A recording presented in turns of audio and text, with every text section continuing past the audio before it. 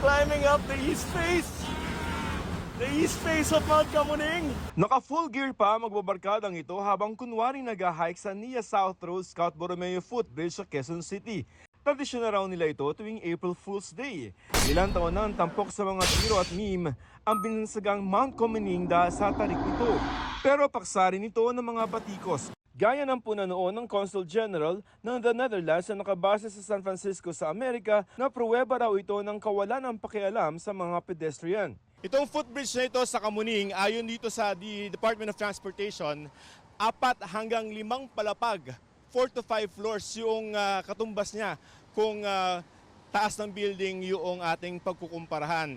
Sa gabi, madilim at kapag umuulan, madulas itong mga hagdanan nitong footbridge na ito. Hingal ang mga nakasabay namin dito. Minihika, napapagod dahil sa sobrang taas. Mahirap talaga lalo kung sa may edad na. Wala bang ibang daan? Meron po sa may MRT. Mataas din po siya pero iikot po kasi ako pag gano'n eh. Umakyat din si Transportation Secretary Vince Dizon at pagdating sa summit, sa ibabaw. Ito nakakatakot. Uy, umuuga oh. Pag umangin dito, umuuga to. May dumadaan pong vehicle sa baba eh. So may ground vibration doon. Yun yung nagkukos talaga ng uga. Pero generally safe naman. Hindi naman po tutumba. It doesn't feel safe. Nakita ni Pangulong Bongbong Marcos ang footbridge ng ilunsad ng Pamilya Pass sa MRT nitong linggo. Nagmuestra pa ang Pangulo na tila nagrarapel. Ang utos daw niya, Tear it down and build a better one.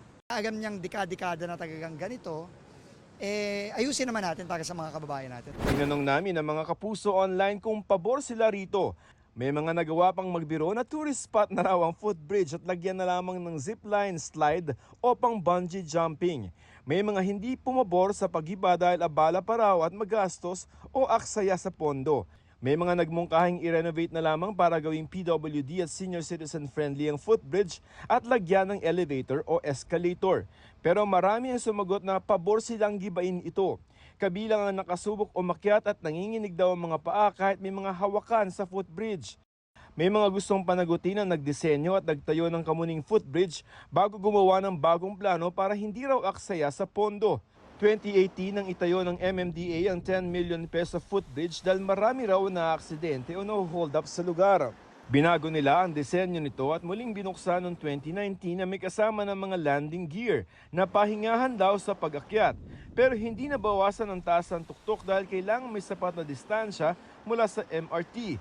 Sabi ng DOTR, inaasahang masimulan ngayong taon ang ipapalit na mababang footbridge na mababa ng konti sa MRT at may elevator na. Ilalagay ito sa Kamuning Station ng EDSA Bus Carousel. Ang pinakamadaling pagigipatan, para isahan na rin, doon na sa busway stop natin. Para sa GMA Integrated News, ako si Joseph Morong, ang inyong saksi.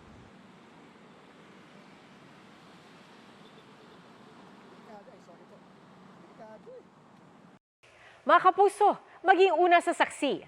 Mag-subscribe sa GMA Integrated News sa YouTube para sa iba't ibang balita.